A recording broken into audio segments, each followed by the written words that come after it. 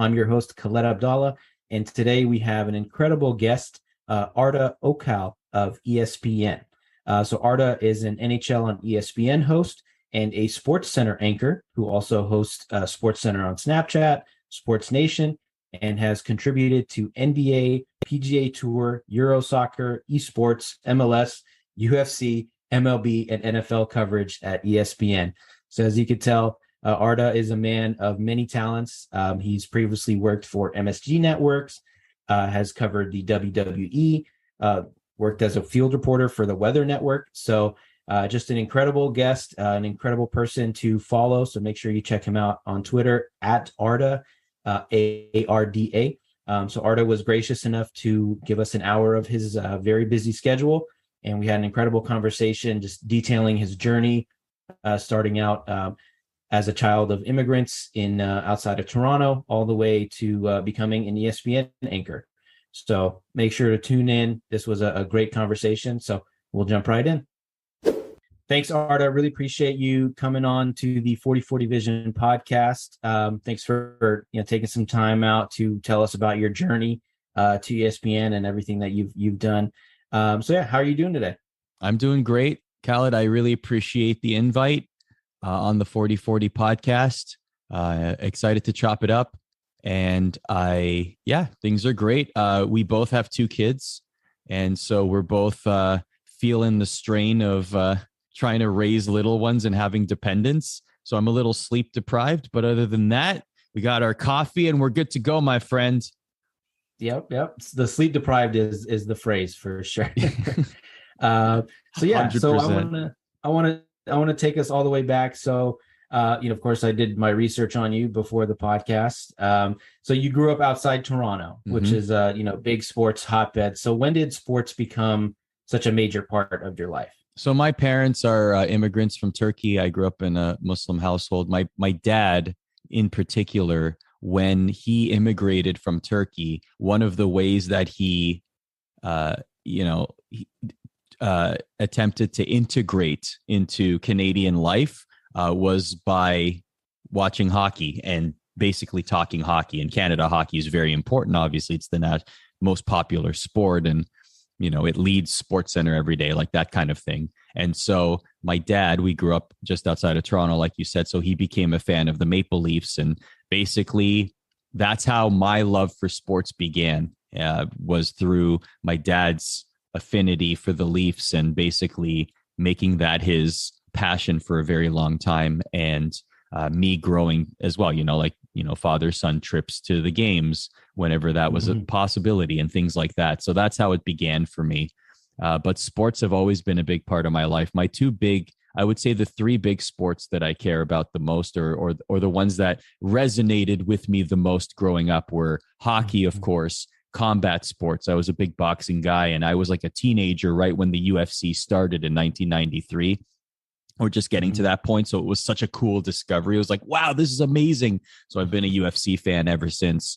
And then, of course, soccer, following international soccer. That's been a lot of fun, especially when the World Cup and Euro Cup are around. So I would say that sports have been always a big part of my life. And obviously working at ESPN, it continues to this day. Yeah, for sure. And you played hockey growing up as well. Did you play any other sports? Not very well. Soccer, yeah. I was in you find like at the strip mall there's like a karate place. I would go do that a couple times a week, but hockey occupied my time the most. But eventually I realized there's no way that I'm going to be any good at this or get to any high level. So I really gravitated to the people holding the microphone very early. The thing is that I never really thought that it would be a actual job, because I didn't have any friends or family in the industry. You know what I mean? Everything that I've accomplished has been completely through my own sheer will. There was no nepotism. I didn't have any friends or family in the industry. I knew nobody.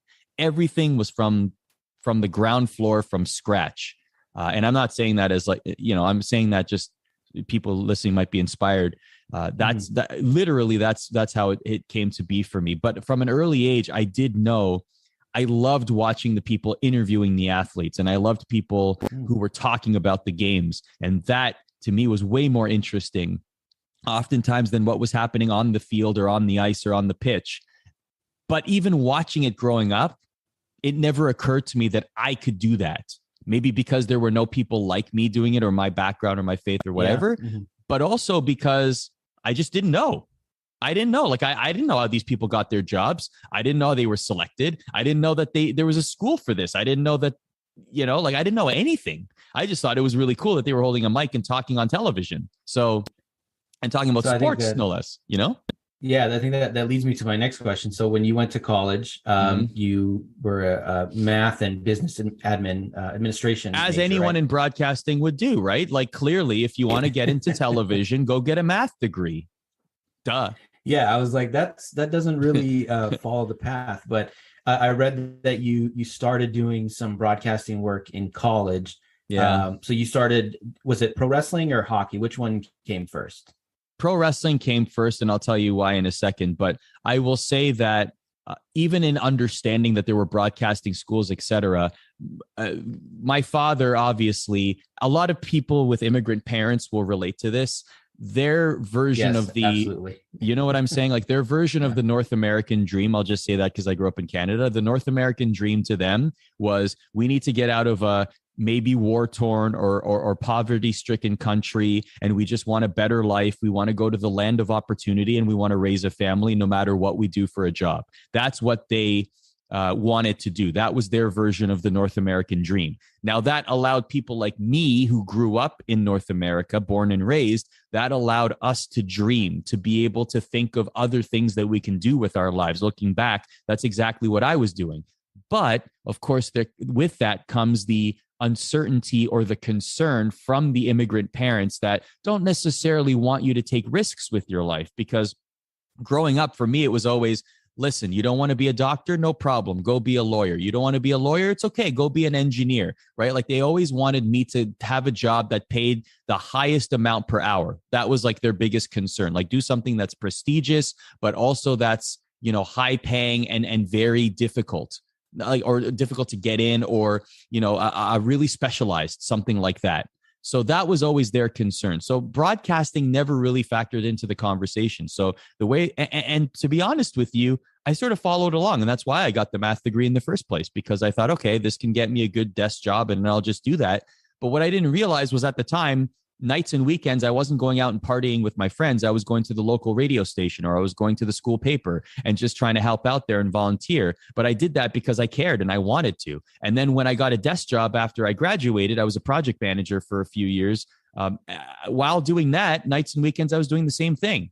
I wasn't going out and partying and, being out with my friends or whatever. I was going to the local public access channel back when those things existed, and learning about broadcasting. So I don't have any formal broadcasting training at all. It was all hit the ground running, school of hard knocks, real world experience. That's how I got started in all of this. And eventually I hit a point about my mid-20s, like 27, where I'd saved my money for the last few years. I wasn't like spending exorbitantly. And then I realized, you know what? Okay, it's clear that I really love this stuff. And maybe when I'm later in life, when I get to my 50s or whatever, I might regret not giving this a fair shake. So I said, okay, let me scrape by for 3 years. I think I have enough that I can really live very within my means and not exorbitant, and very like, I have enough that I can pay my rent, and I can, eat very modestly, and not, go buy a Rolex or a fancy car or anything like that, obviously.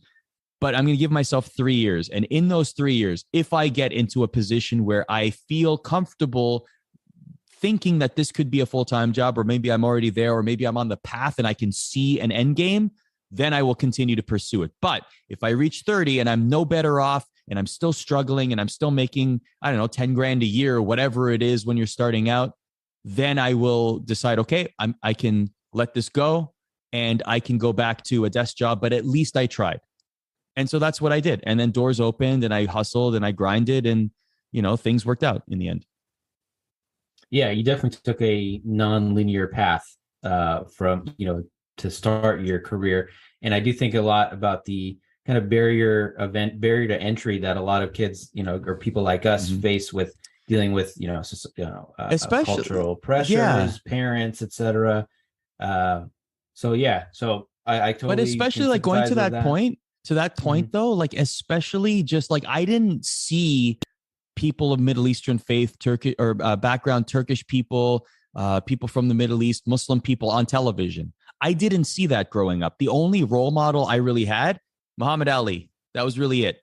You know, maybe Hakeem Mhm. Olajuwon. Like there were very few amount of athletes or especially broadcasters, especially sports broadcasters that I could look at on TV and say, I want to be that. Wow, that person is doing it. That person Mhm. shares a faith or a culture with me, so I can do it. Right? Like For I sure. didn't see that growing up. And that's one thing that's extremely important to me. And you'll notice that I have the umlaut on my O when I host Sports Center or when I host the NHL on ESPN. And that's one Mhm. of the big reasons why.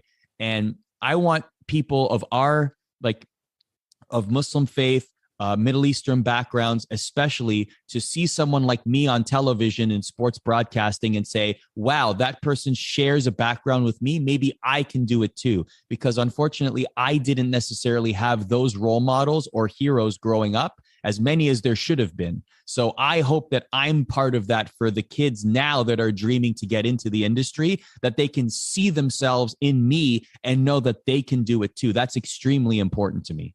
That's one thing that Yeah. really, really like powers me forward because I want to be Mhm. part of that. And to be fair, like there are some really prominent Muslim actors and athletes that are really starting to get shine now. There are, let's be honest. There's a lot of great shows like every Netflix, Hulu, there's Muslim themed shows, right? And Yeah. Yeah. we see a Muslim actor winning an Oscar. We see a Muslim athlete just won the Stanley Cup for the first time ever in the NHL. You know what I mean? Like we're starting to see this. And to me, someone who's a very passionate representative and wants to be somebody who changes the negative opinion of Muslims and people from the Middle East, especially among perceptions in North America, I think this is a great thing. Yeah, I went on a big absolutely. tangent there. I'm Mhm. sorry. I just feel No, no, very passionate. no. Please do. You're the guest. So yeah, I can definitely sympathize with that. I mean, growing up, I was a sports junkie. Reading Sports Yeah. Illustrated and ESPN the magazine. And I think not only was it we didn't see the representation of folks like us, behind the mic or writing articles. I think part of it was also with immigrant parents, they have these expectations, and they also don't know how to guide you into maybe some of these alternative careers.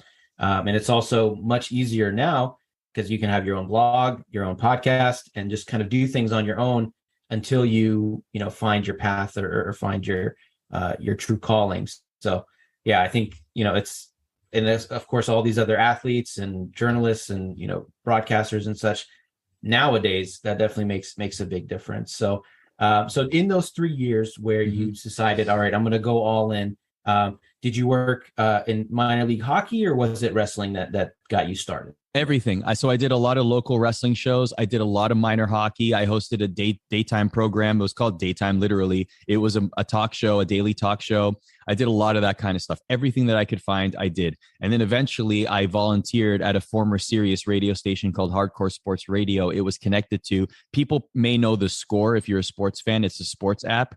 Back in the day, it also used to have a national Canadian television station, but it was definitely the smallest one. There were in Canada, just for people that aren't aware, there's TSN, which is the ESPN equivalent, and actually ESPN owns a percentage of TSN. TSN stands for the Sports Network, so that's where TSN, the Canadian version of Sports Center, airs, etc. There's also Rogers Sportsnet, which has the rights to the NHL, for example. So those are the two big national sports television networks in Canada. And then for a period of time, there was also a third national sports television channel in Canada called The Score. Obviously, the app launched through the same company, et cetera. But back in the day, they didn't have many rights. They had Italian Serie A for a while, March Madness for a little bit, but their biggest ratings getter was WWE. And so when I got there, my big break came when I happened to be at the right place at the right time. I happened to have a company email, and then the vice president of programming at the time sent an email. This was like the summer of 2009, sent an email to everybody that had a one-page form. And basically this person said, if you have any ideas for shows, fill out this form, and here's the email to send it to. And again, I happen to be a part-time person on one division of this entire company, and I happen to get this email, but I also happen to have an idea. So as I mentioned, WWE was the biggest ratings getter. So in my head, I thought, WWE fans, pro wrestling fans, are very passionate. They love pro wrestling. They love pro wrestling content. To me, just like sports, they have a pregame show and a postgame show. Why not create a postgame show for wrestling? And I'm not saying treat it like it's real. We obviously know that it's a performance, but it's a very, like, I appreciate the art of pro wrestling. That's a whole separate conversation. But what I thought was, if there were people in studio coming out of Raw or SmackDown every show, and they were talking about giving their opinions on things, hey, these storylines or this match or this segment of the show, and giving their opinions on what they liked and what they didn't like, just like a sports show, post-game show, I bet you that wrestling fans would be willing to stick around even for 5 minutes or whatever, maybe the whole show, hopefully, right? In order to listen to more wrestling talk and opinion, or wrestling talk and opinion. So that show was, I filled out the 1-page form. 20 minutes later, I had a conversation with the VP, and that show got greenlit. It started in December 2009, and it lasted for a decade on Canadian television. So I'm very proud of that, because that was my baby. I pitched it. I helped create it. And for several years, I hosted it as well. So, or I was part of the cast as well. So yeah, that was basically my big break. And through that, more doors opened and opportunities came through. And eventually it led me to WWE, which is when I moved to the United States. And then maneuvering through, the waters of the States, I eventually got to ESPN. Yeah, that's a great story. I mean, that's opportunity meeting preparation, because you're obviously very knowledgeable about the WWE, and then of course a little bit of luck, involved as well. So where did this love for wrestling come from? I read, I think it was on your Wikipedia page, that you started wrestling in high school, and then you did some coverage back then as well?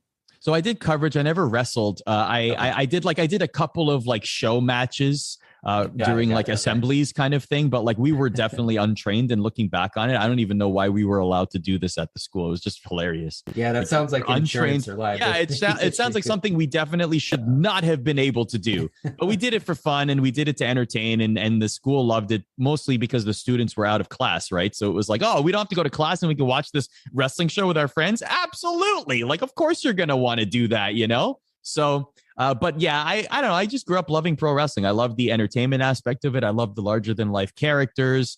It came on during the Saturday morning, like cartoon era. So it was like a whole Saturday morning of awesomeness. It's like, oh, I can watch Ninja Turtles, then X-Men, then here comes wrestling. It was like the best time to be a kid to watch Saturday morning television. Right. So, but yeah, no, honestly, like when a lot of, especially the 80s were so big for pro wrestling, right? The rock and wrestling era, that era of like every wrestler was a household name. That was so massive. So it was almost like wrestling was pop culture, especially with the MTV connection and everything. But then the 90s with the Attitude Era, like that aligned perfectly with me becoming like a rebellious teenager, like it just basically the phases of my life aligned perfectly with the changes of tone and content of pro wrestling. So I just kept along with it, through the cartoony 80s and the adult oriented 90s, so, and then beyond that, I don't know, after that, I just kept loving it. And I love the storytelling. I love the athleticism of it. And when I started to work in the independent levels, I saw the struggles that the wrestlers were going through to try and even make it to WWE or make this a full-time career, because a lot of them were weekend warriors. And I related to that because I was, in a way, a weekend warrior trying to get into sports broadcasting or broadcasting in general, right? So I related to that. I related to chasing your dreams, and I related to pursuing your passions. And so I just gravitated towards these human beings that were trying to chase their dreams, and helping them as best as I could to get them where they wanted to go and get noticed by places like WWE. So I just fell in love with it all over again for a whole different reason. So that's basically where my love for wrestling came from, but also why it stayed. I eventually got to WWE in 2014. I worked there for a couple of years, and it was a great experience. when I left WWE, that's really when the chapter of my pro wrestling life closed. Like, I still watch matches here and there, but like that passion isn't there anymore the way that it used to be. And not to say that I'm burnt out or I had a bitter separation or anything like that. It wasn't the case at all. It was just, I was just done. Like, it just, that era of my life had come to a close. And so I was perfectly fine with it. And I watch here and there if a friend sends me a match to watch or something like that. But otherwise, I mean, listen, there's too much to watch at ESPN to keep up with wrestling. But it's a good time to be a wrestling fan now. I know that. But yeah, that's to answer your question. Yeah, exactly. So yeah, I'm very much a casual wrestling fan, but I do remember, the Attitude Era in the 90s and all the big names that are still kind of, ubiquitous with wrestling, The Rock and Stone Cold and all these like larger than life characters. And I can definitely appreciate like the athleticism and the showmanship that comes in. But you're right about the fans are super passionate, super in tune with everything that's going on. So definitely a good place to get your first break. So I read your Anscape article, and for those that haven't read it, it was about you kind of exploring your identity, and you talked about your journey and deciding whether or not to change your name for applications to sort of fit in a little more. And that really spoke to me as someone with a pretty difficult name to pronounce for most people. It really spoke to me in the professional world and at school. I remember going through those struggles and having a very similar conversation with myself of, do I want to go by a different name? Do I want to tweak my name or maybe go by my middle name so it's a little easier for folks to digest? So what inspired you to share such a personal story or personal journey with folks? My middle name is Atalay. I don't think that I would have gotten any better auditions or no, I don't think so. Yeah, I think that would have been even worse. What made me want to, I mean, even considering it in the first place, it was dual pronged. Like thanks for mentioning the article. Like it was two reasons really. Number one, it was I just wasn't getting the opportunities I thought I might have deserved or hoped for anyway. And I saw that article that Cal Penn, or that interview that Cal Penn did, who was a massive actor at the time, still very well known. And he changed his name half as a joke to his friends, but also in an effort to get more auditions. And that sort of spoke to me. I thought maybe this is something that I should consider. And of course, I had a very unfortunate episode at work where I was working at the time with a little bit of, xenophobic comments being made behind my back. And when I heard that, I was like, this is terrible. Like, I didn't even know that this kind of sentiment really existed, certainly among people that I worked with, And so that really made me consider whether I should stay in the industry or not. But again, I'm very glad that I did. And I'm very glad I didn't change my name. Now, when I got to WWE, my name was changed. That was a little different scenario. That was more WWE likes to own the names that they are presenting to their on-air talent. And I knew that was part of the deal going there. So I was totally fine with that. That wasn't a shock to me. And that's sort of a exception to, I guess, the story that my journey through broadcasting, because that was one specific place. And actually, to be honest, while I was there, I still worked as Arda at different places. So if I was appearing on NHL Network, I would be Arda. And then if I was at WWE, I'd appear by their stage name that they gave me. So, but I'm glad I didn't change my name. I really am. I'm glad that now, the other thing is it took me a long time to feel comfortable with the idea of embracing this diversity, because for a long time, whether it was self-imposed or not, it just felt like embracing diversity wasn't a good idea. Embracing diversity was alienating yourself. People will look poorly upon you if you embrace your diversity. You should stick to the herd. You should mold and conform, and like all of these thoughts going through heads of people who are naturally diverse, right? So I went through all of that, and I felt that pressure. And also, as many people know, the image of Muslims, the portrayal of Muslims and people of Middle Eastern descent hasn't been that favorable and hasn't been that positive a lot of the time. And representation was very non-existent and still continues to be in certain realms. it's getting better, but there's still work to be done. And so that was also weighing on my mind. My father would say this all the time. He'd say, just hide that part of your identity because you don't want any. He was always concerned that I would be attacked for that because of he's like, you can control yourself, but you can't control others. Right. And there was always a concern that I might be accosted in public, or I might be confronted by somebody who, just because I say, oh, I'm of this faith or this background, that they might assume that I'm a terrorist or something like that. Right. So like that was always in his mind. And that was always something that he cautioned me about, because he didn't want me to get hurt, or he didn't want me to encounter any undue hatred or hate speech or whatever the case may be. But now I feel like maybe it's age, maybe it's wisdom, maybe I just look at all of that and I think I can't worry about these kind of things. Whatever the case may be, I feel so much more comfortable now embracing it, because I know that I'm coming at it from a place of positivity.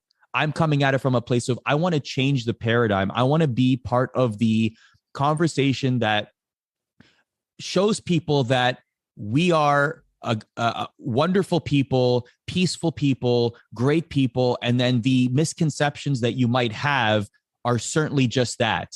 And that's fine. Let's be part of the positive change. And so that, to me, that's way more important than anything else that I've was concerned about in my past. So that's why it was very, very important to me.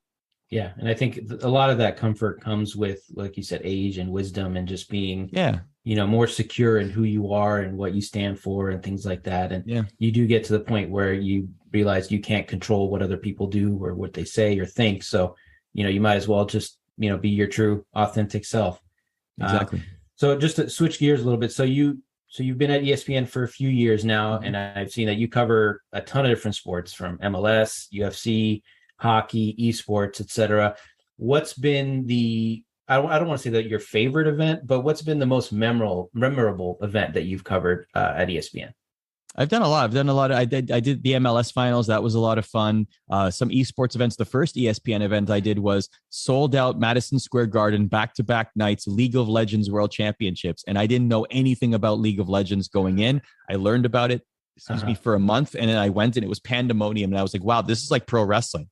This is incredible. So I was very impressed by that. And that began my interest and care for esports specifically, because I'm a lifelong gamer. I love video games, but esports specifically, I didn't know how deep it went and which titles were popular, etc. I didn't play League of Legends I didn't play League of Legends. So like I learned about it and I was like, wow, this is really cool. So, but obviously covering hockey has been a thrill at ESPN, and also hosting SportsCenter for the first time was awesome. In May of 2021. That was an experience I'll never forget.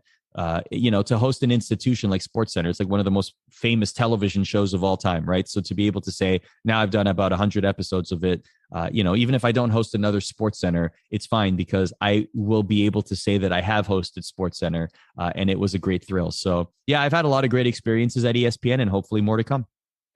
Yeah, the SportsCenter one, especially that's a big deal. For our generation, coming up, it was SportsCenter on repeat, so you can catch all the highlights. We didn't have Twitter or Instagram. There was no House of Highlights or Bleacher Report that just fed stuff directly to us. So that's a big deal.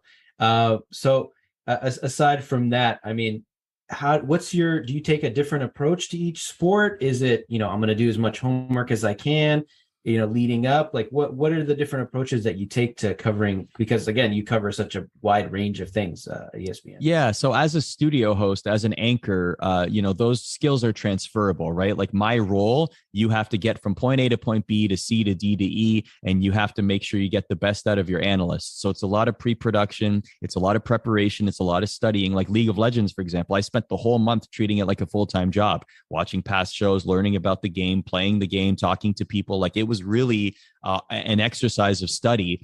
to get myself to a point where I felt comfortable at least having conversations about the scene, about the game, about the tournament, about the nuances, etc. Learning the lingo is a big thing. So understanding how hockey fans talk versus how esports fans talk versus how MMA and UFC fans talk, how soccer fans talk. That's all important as well. Getting the names right, you could be surprised at how that's like the number one trolling thing, right? Like you get a name wrong and then it's lights out. Like that you have to keep on lock. So for me, it's the fans are brutal with that. Yeah, exactly. Like I am not an analyst. I'm not an expert in the games. I'm the guy, the person that controls the show and drives the ship and makes sure that we have the correct information and chronicles and gets us through the waters. So that is definitely a skill, like I said, that's transferable among all sports, but also your passion will shine through. That's the thing. Like people will know if you particularly love a sport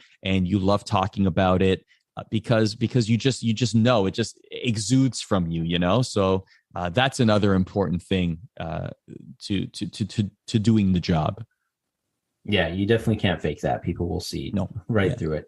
So you mentioned that you're a lifelong gamer, and there's a small blurb in your ESPN profile about you being a world record holder in 2 games on Sega Genesis, 2 NHL games.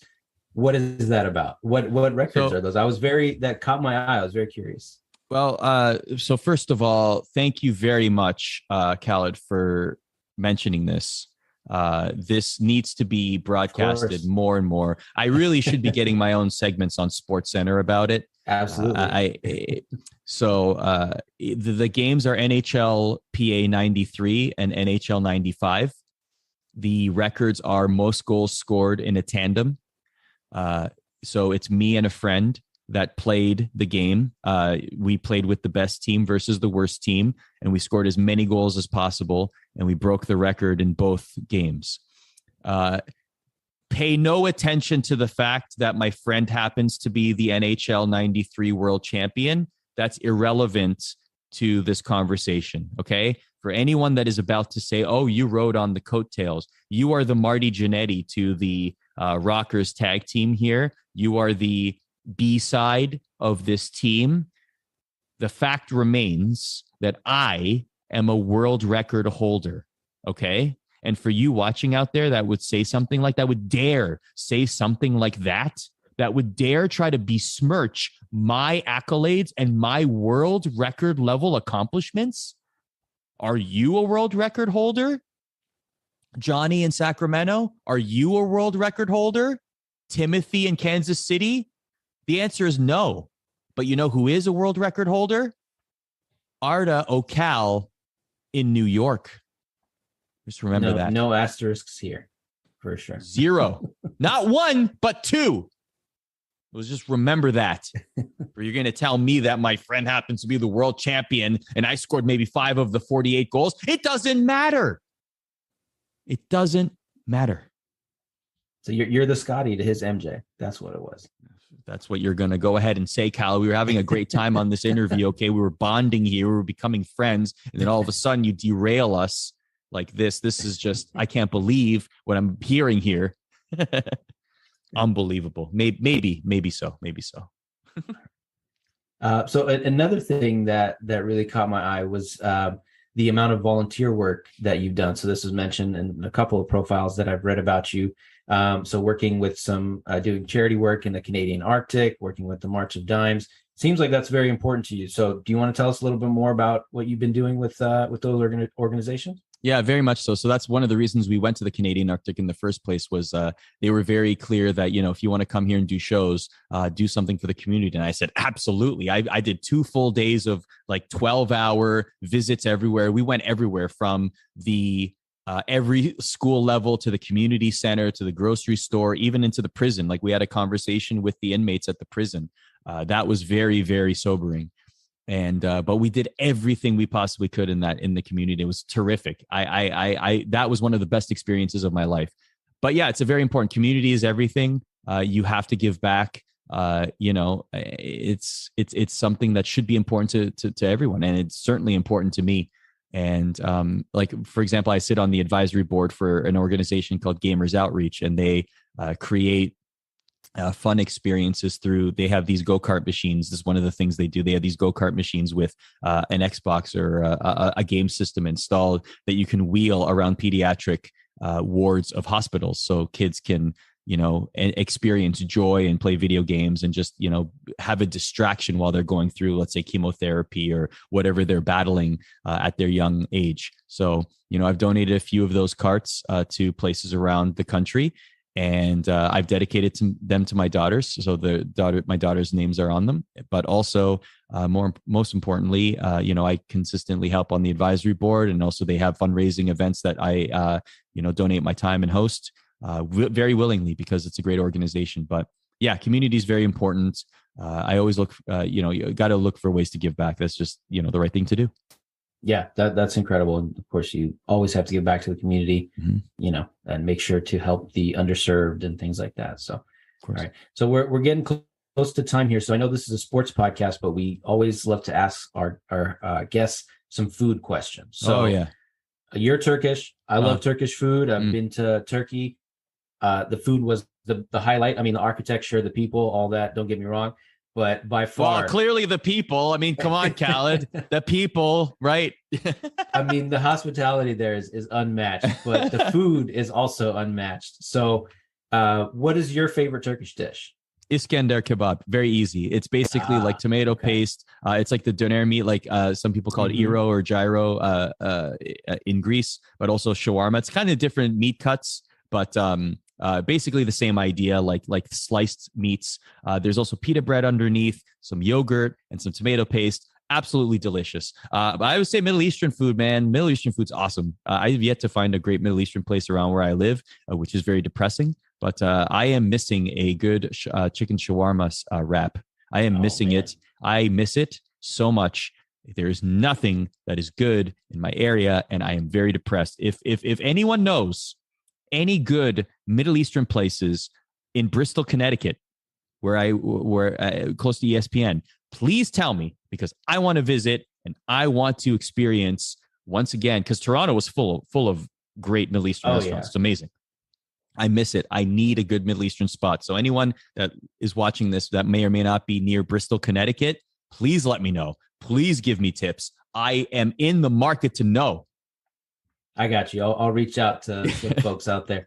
So put out the Muslim bat signal, the Arabic bat signal. It's like, hey guys, we need help here. This brother Arda needs a Middle Eastern restaurant.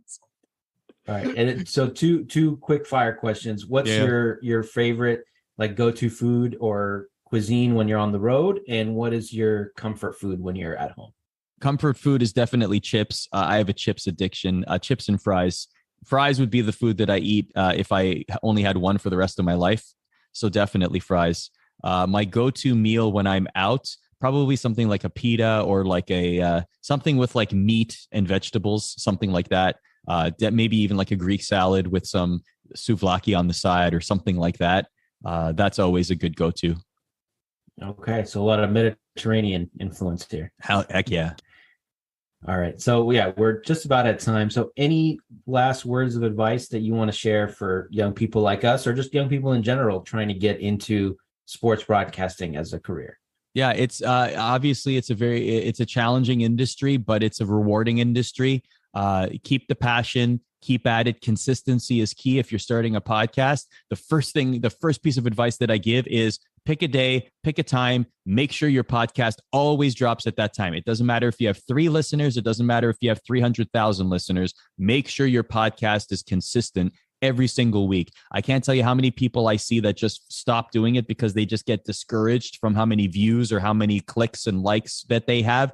Don't be discouraged by that, especially when you're starting out. It's way more important to be consistent. It's way more important to be thinking creatively. It's way more important to just get to the plate for the opportunity to hit a home run than it is anything else at that point in your career. So that would be my big advice for people that are starting to create content or a podcast or whatever it is. Follow your passions too. It's never a better time. The barrier to entry to create content is so low. Anyone can have a YouTube channel. Anyone can have a podcast. You could just create it. Yeah, the market is saturated, but that's why I'm saying find your niche. Find something that may not be spoken about or that is underserved among the content or you want to create. Like if you want to create a basketball podcast, look what's out there and see if you can create something that's interesting or unique and then do it. That's just as simple as that. I feel like I should be writing this down. I did read that I think 95% of podcasts end after 3 or 4 episodes. So yeah, you know why? Because people just get discouraged. They're like, oh, I didn't get many listeners. And then that's the thing. Once the honeymoon phase of creating the podcast is over, then people start to, wow, this is a lot of work. But if you really cared, if you're really passionate about it, it won't feel like work. Yeah, absolutely. So thank you. This was amazing. I really, really appreciate your time and your flexibility. And we have to reschedule a couple times. But thank you so much. Really appreciate it. Have me back another time. I really enjoyed this conversation, Khaled. Continued success on your podcast. And thank you to all the listeners for checking out this conversation. And don't forget, to all the listeners out there, I am a 2-time video game world record holder. If there's nothing else you remember from this conversation, remember that I am a world champion twice. Once again, no asterisks here. None at all. Thank you, Khaled. Thank you. But once again,